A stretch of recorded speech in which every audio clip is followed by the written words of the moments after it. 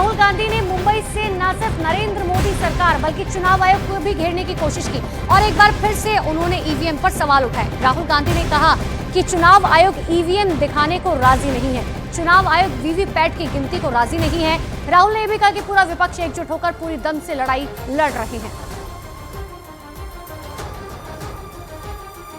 तो मुंबई से राहुल गांधी ने न केवल भारतीय जनता पार्टी बल्कि चुनाव आयोग को भी निशाने पर लिया। उन्होंने सीधे तौर पर कहा कि देखिए, हम तो बार बार कह रहे हैं कि चुनाव वीवीपैट से होने चाहिए, लेकिन बावजूद इसके चुनाव आयोग इस बात के लिए तैयार नहीं है। इलेक्शन कमीशन से हमने कहा कि एक काम कीजिए, विपक्ष की पार्टी को ये मशीनें दिखा दीजिए, खोल के हमें दिखा दीजिए ये कैसे चलती हैं, हमारे एक्सपर्ट्स को दिखा दीजिए। इलेक्शन कमीशन नहीं दिखा। फिर हमने कहा देखिए, इसमें से कागज निकलता है, वोट मशीन में नहीं है, वोट कागज में है। ठीक है, आप मशीन चलाइए मगर कागज की भी गिनती कर दीजिए। इलेक्शन कमीशन कहता है नहीं, कागज की गिनती नहीं होगी। क्यों नहीं होगी? कैसे नहीं होगी? सिस्टम नहीं चाहता कि ईवीएम की गिनती हो जाए। तो सिर्फ राहुल गांधी ने ही नहीं, इंडिया गठबंधन के मन से नेशनल कॉन्फ्रेंस के चीफ यानी कि फारूक अब्दुल्ला ने भी ईवीएम पर सवाल खड़े किए और यहां तक ये भी कह दिया कि ईवीएम एक चोर मशीन है।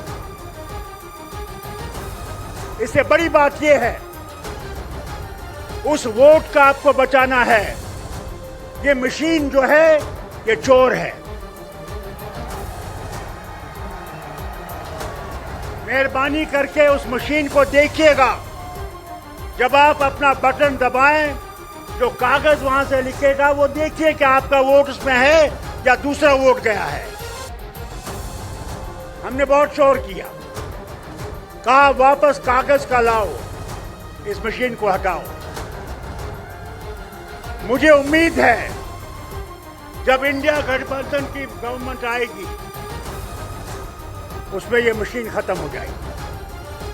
वहीं महाराष्ट्र के मुख्यमंत्री एकनाथ शिंदे ने इंडिया गठबंधन की रैली को मुंबई के शिवाजी पार्क में आयोजित करने पर सवाल उठाया और उन्होंने उद्धव ठाकरे पर हमला बोलते हुए कहा कि ये दिन शिव सैनिकों के लिए काला दिन है, क्योंकि हिंदू हृदय सम्राट कहे जाने वाले बाला साहेब ठाकरे ने जिस मैदान से देश का मार्गदर्शन किया, उसी मैदान पर हिंदूवादी सावरकर का अपमान करने वालों के साथ बैठकर सभा ले रखे हैं।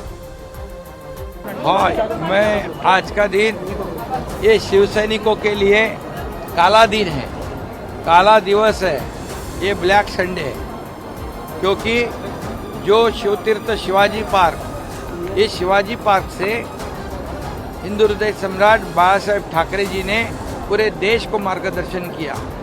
इसी ऐतिहासिक मैदान में जिन्होंने स्वतंत्रवीर सावरकर जी के खिलाफ आरोप लगाए, उनके बाजू में बैठकर ये सभा लेने की नौबत आज यहाँ पर आई है। ये दुर्भाग्य है। आज कैसे कहेंगे गर्व से कहो हम हिंदू हैं, ये भी सवाल मैं यहाँ इस बार पूछना चाहता हूँ। एकनाथ शिंदे के इस बयान पर कांग्रेस और उद्धव ठाकरे गुट की शिवसेना जहां हमलावर है, तो वहीं विनायक सावरकर के पोते रंजीत सावरकर ने राहुल गांधी पर सावरकर का अपमान करने का आरोप लगाया। एकनाथ शिंदे जी घबराए हुए दिख रहे हैं, कल मोदी जी घबराए हुए दिखेंगे। बिल्कुल घेर रहे हैं। राहुल गांधी और मल्लिकार्जुन खड़गे जी लगातार घेर रहे हैं और घेरते रहेंगे। हाँ, तो हम तो खुद तैयार हैं। देखो ना, सामने है आंकड़े सबके। भाई, ईडी इनकी है, सीबीआई इनकी है, तो आंकड़े इनसे पूछो ना। जो दबाव डाल के पैसा वसूलते हैं, हफ्ता वसूलते हैं, उनसे पूछिए। हमारे पास कोई ईडी सीबीआई थोड़ी है कि डरा सकेगी। राहुल गांधी ये अपने पक्षीय स्वार्थ के लिए, राजनीति के लिए सावरकर जी का बार बार अपमान करते आए थे और ये अभी की बात नहीं है, ये बहुत पुरानी बात है। और मुझे याद है कि 2019 में यही सावरकर स्मारक में उद्धव ठाकरे जी ने कहा था कि राहुल गांधी को जूते मारना चाहिए। अब उसके बाद भी जब इनकी इंडिया अलायंस हो गई, ये हो गई, राहुल गांधी सावरकर जी को गाली देते रहे हैं, मगर उसकी जो प्रतिक्रिया महाराष्ट्र में हुई, महाराष्ट्र की जनता के में जो कांग्रेस का विरोध बढ़ता हुआ दिखाई दिया, उसके कारण मुझे लगता है कि आज राहुल गांधी शिवाजी पार्क से सावरकर जी के बारे में कोई भी अपमानास्पद टिप्पणी करने की हिम्मत नहीं करेंगे। महाराष्ट्र राज्य के मुख्यमंत्री एकनाथ शिंदे इसे काला दिन बताते हैं। एक विपक्ष का नेता, अब चुनाव डिक्लेयर हो गए, अब कैसा भय है? अब तो चुनाव में जाना ही है ना। आज जाएं, कल जाएं, परसों जाएं। 4 जून को जब नतीजे आएंगे तो नतीजों में आपको दिखेगा कि ये जो नारा देते हैं ना, नकली नारा, अब की बार 400 पार, 4 जून इनको एहसास दिलाएगा कि अब की बार भाजपा की हार और अब की बार इंडिया गठबंधन की जीत। वह इंडिया गठबंधन की रैली से राहुल गांधी और आरजेडी के तेजस्वी यादव ने पीएम नरेंद्र मोदी पर हमला किया।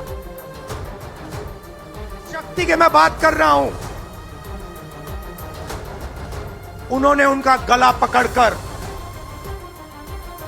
उनको बीजेपी की ओर किया है और वो सब डर के गए हैं। नरेंद्र मोदी भाइयों और बहनों सिर्फ मास्क है, मुखौटा है।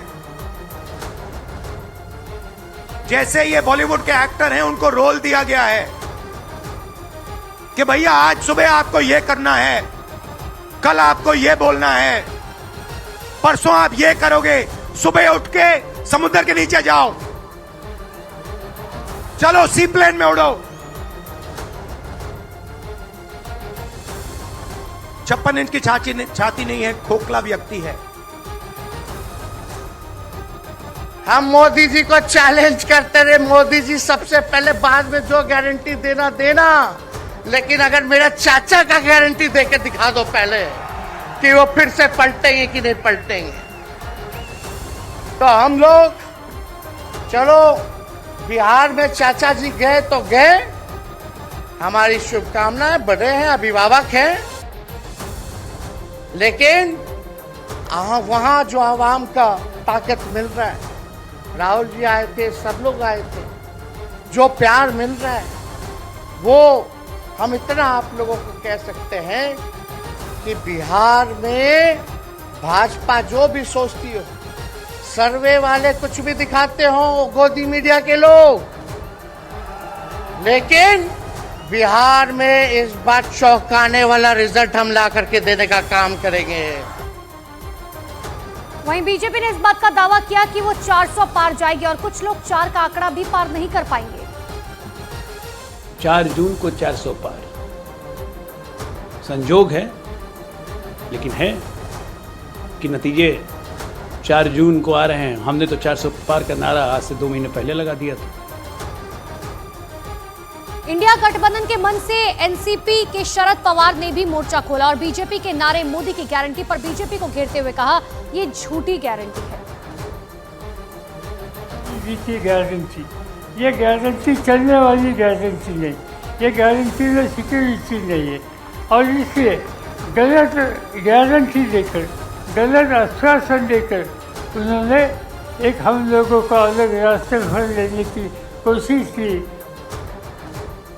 मुंबई में हुई इंडिया गठबंधन की पहली साझा रैली में समाजवादी पार्टी के अखिलेश यादव नहीं पहुंचे।